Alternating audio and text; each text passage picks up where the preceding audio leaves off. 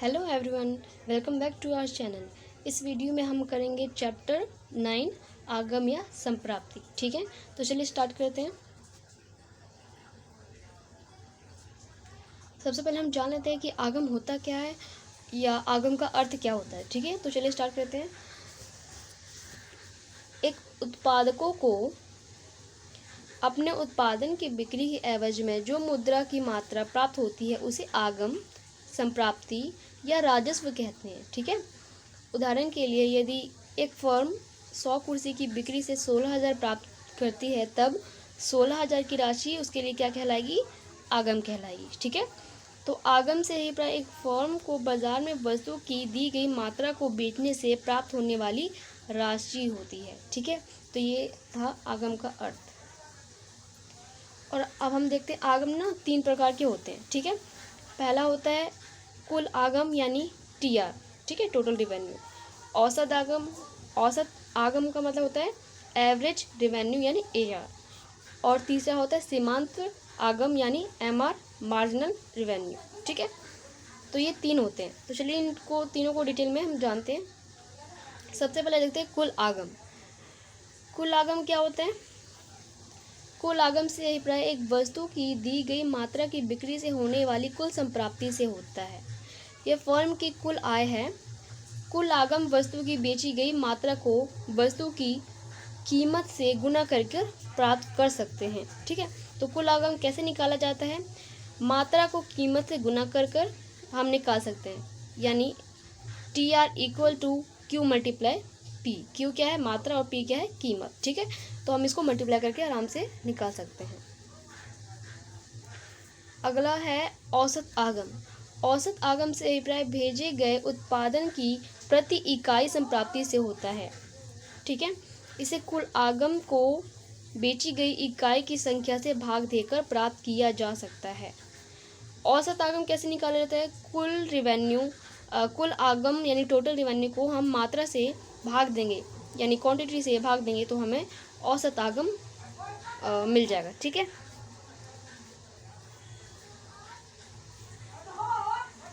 अगला है AR और कीमत एक ही होते हैं। ठीक है, ये हमें बताना है कि क्या AR और कीमत एक ही होते हैं। तो देखिए, इसको हम ऐसे सिद्ध कर सकते हैं कि TR का पहले क्या होता है? TR equal to Q multiply P होता है ना। ठीक है, कि TR क्या होता है? मात्रा गुना कीमत। ठीक है, और AR क्या होता है? AR क्या होता है? TR डिवाइड बाय Q यानी मात्रा। ठीक है, तो हम TR की जगह हम ये ले सकते हैं Q मल्टीप्लाई P। ठीक है, तो AR equal to Q multiply P। ठीक है,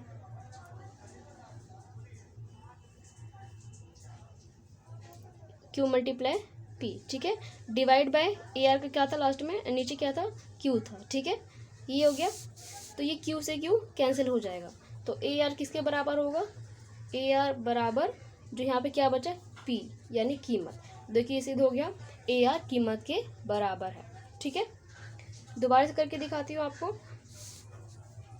सबसे पहले हम देखते हैं TR।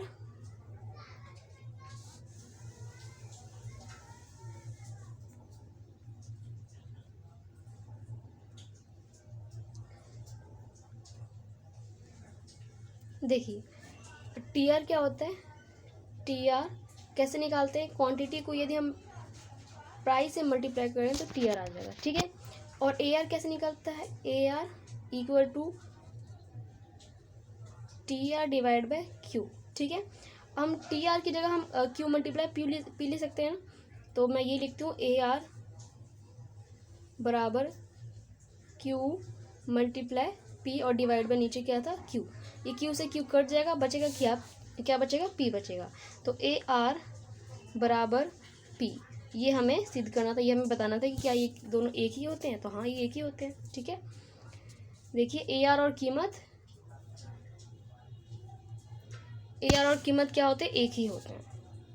चलिए अगला है हमारा सीमांत आगम। सीमांत आगम क्या होता है? उत्पादन की एक अतिरिक्त इकाई को बेचने से जो अतिरिक्त आगम सृजित होती है उसे सीमांत आगम कहते हैं।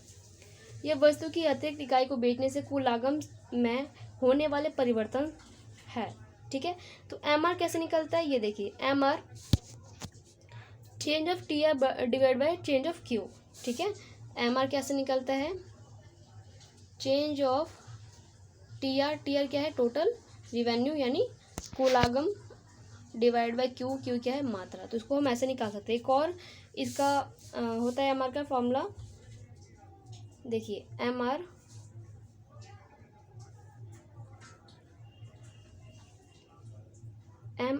Equal to T R N minus T R N minus 1। ठीक है, मैं आपको आगे बताऊंगी इसका ये जो कैसे निकाला जाता है, मैं आगे बताते हैं। ठीक है, तो चलिए देखें, टी आर, ए आर और एम आर, ये क्या है, क्वांटिटी, और ये क्या है, प्राइस। ठीक है, टोटल रिवेन्यू, कुल आगम कैसे निकलेगा, क्वांटिटी को यदि हम प्राइस से मल्टीप्लाई करेंगे तो हमारा टोटल रिवेन्यू आ जाएगा। देखिए यहाँ पे फॉर्मूला भी लिखा हुआ है, तो इसको इसे मल्टीप्लाई करेंगे। ठीक है, इन सभी को, इस 1 को 10 से मल्टीप्लाई करेंगे। ठीक है, 1 को 10 से मल्टीप्लाई करेंगे, 2 को 9 से मल्टीप्लाई करेंगे। इसी तरीके से हमको इन सभी को इनसे मल्टीप्लाई करना है। ठीक है ना, जैसे 1 को 10 से मल्टीप्लाई किया तो क्या आता है, 10, यानी टोटल रिवेन्यू क्या हो जाएगा, 10। ठीक है, 2 को 9 से मल्टीप्लाई किया जाएगा तो 18, 3 को 8 से मल्टीप्लाई करेंगे तो 24, 4 को 7 से मल्टीप्लाई करना है 28, 5 को 6 से मल्टीप्लाई करेंगे तो 30, और 6 को 5 से मल्टीप्लाई करेंगे तब भी 30, और 7 को 4 से मल्टीप्लाई करेंगे तो क्या आएगा, 28। ठीक है, तो कहने का मतलब ये है कि टी आर कैसे निकलता है, क्यू को पी से मल्टीप्लाई करेंगे तो टी आर निकलेगा। और ए आर कैसे निकलेगा, जो टोटल रिवेन्यू हो इसको हम डिवाइड करेंगे इस क्वांटिटी से। ठीक है, ये क्वांटिटी है ना, ये जो हमने निकाला अभी टी आर, इसको डिवाइड करेंगे हम क्वांटिटी से। ठीक है, यानी क्यू से। तो ये 10 है, 10 को डिवाइड करेंगे 1 से। इसी तरीके से 18 को डिवाइड करेंगे 2 से। ठीक है, तो ये हमारा आ जाएगा ए आर। इसी तरीके से देखिए कंटिन्यू चलता जाएगा नीचे तक। तो हमने निकाल दिया ए आर। 10 को 1 से भाग किया 10, 30 को भाग किया 18 को 2 से 9, ठीक है, 24 को 3 से भाग किया 8, ठीक है, 28 को 4 से भाग किया तो 4। इसी तरीके से इन सबको आ जाएगा 10, 9, 8, 7, 6, 5, 4, ये आ जाएगा। ठीक है, अब बात आती है एम आर की।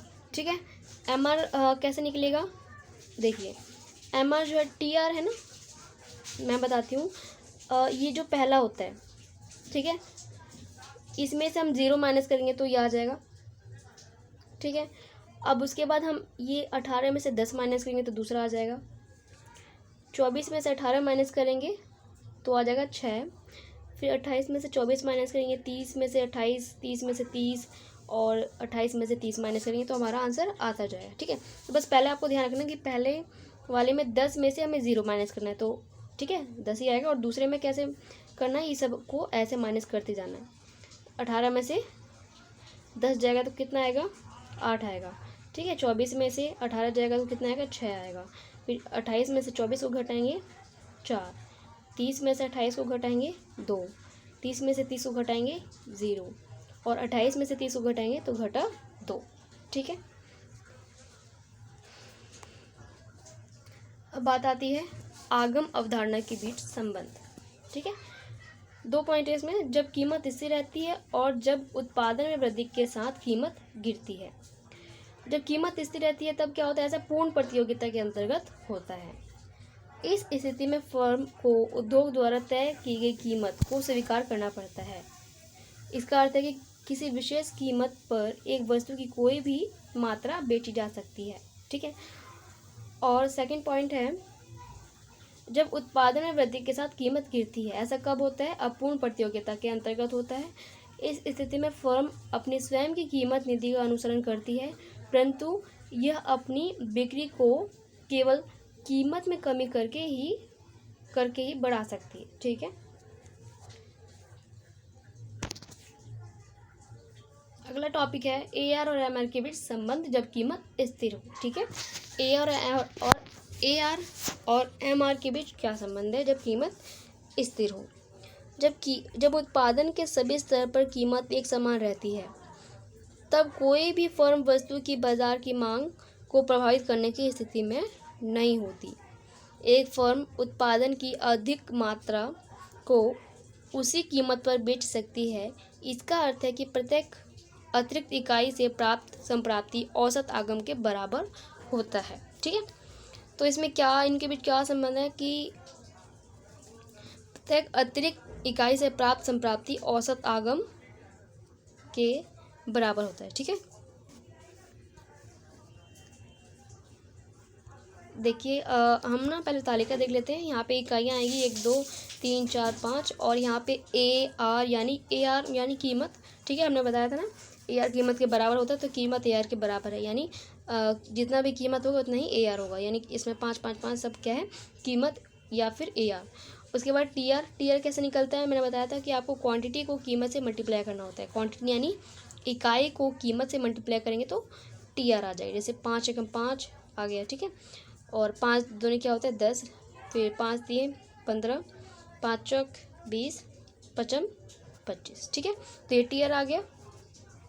MR कैसे निकालेंगे, पहले वाले में तो MR ऐसे ही रहेगा। ठीक है, क्योंकि हमें MR कैसे निकलता है, 5 में से हमें क्या माइनस करना होता है, 5 में से 0 माइनस करना होता है। ठीक है, पहले वाले में। ठीक है, उसके बाद हमें क्या करना होता है, 10 में से 5 माइनस करेंगे तो क्या आएगा 5, फिर 15 में से 10 माइनस करेंगे तो 5, 25 में से 15 माइनस कर 20 में से 15 माइनस करेंगे 5, 25 में से 20 माइनस करेंगे तो 5। ठीक है, तो ये भी क्या हो जाएगा, सब 5 5 आ गया। AR भी 5 5, MR भी 5 5। ठीक है, चलिए अब हम इसका वक्र देख लेते कैसे बनेगा। देखिए यहाँ पर क्या आएगा, इकाई, बेची गई इकाई, और यहाँ पे AR और MR आएगा। ठीक है, AR MR y अक्ष पे आता है और बेची गई इकाई यानी क्वांटिटी किस पे आएगा, x अक्ष पे आएगा। ठीक है, जब हमने सारे पॉइंट AR और जो इकाई है AR इकाई MR, ठीक है, AR MR और इकाई को जब हमने इसे प्लॉट किया तो हमें एक सीधी रेखा मिली जो कि x अक्ष के समानांतर एक सीधी रेखा होती है। ठीक है, ये कीमत बराबर है AR के, AR है बराबर है MR के। ठीक है, तो तीनों इसमें आपस में बराबर होता है। ठीक है, अगला जो हमारा टॉपिक है TR और MR के बीच संबंध क्या होता है। देखिए, जब कीमत एक समान रहती है तब फर्म बाजार द्वारा निर्धारित कीमत पर उत्पादन की कितनी भी मात्रा बेच सकती है। परिणाम स्वरूप MR और AR वक्र x अक्ष के समानांतर एक क्षैतिज सरल रेखा होती है। क्योंकि MR स्थिर रहती है तब TR भी एक स्थिर दर से बढ़ती है। ठीक है, इसी कारण TR वक्र ऊपर की ओर उठती हुई एक सरल रेखा होती है। चूंकि उत्पादन के शून्य स्तर पर TR शून्य होता है, अतः TR वक्र मूल बिंदु से प्रारंभ होता है। ठीक है, देखिए ये हमारी क्वांटिटी इकाई आ जाएगी, यहाँ पे AR या फिर कीमत, ये TR ये MR। ठीक है, मैंने आपको बताया था कैसे निकलेगा, TR MR कैसे निकलता है। ठीक है, उसके बाद हमने इस ग्राफ को ड्रॉ किया तो कीमत AR MR तो बराबर है, तो ये x अक्ष से समानांतर सीधी रेखा आ जाएगी। ठीक है, TR जो है मूल बिंदु यानी 0 से स्टार्ट होता है और एक ये सीधी रेखा होती है। ठीक है, जैसे कि मैंने आपको बताया था पीछे पढ़कर, ये एक मूल बिंदु से स्टार्ट होगा और एक ये सीधी रेखा होगा, ये TR होगा। ठीक है, जब हम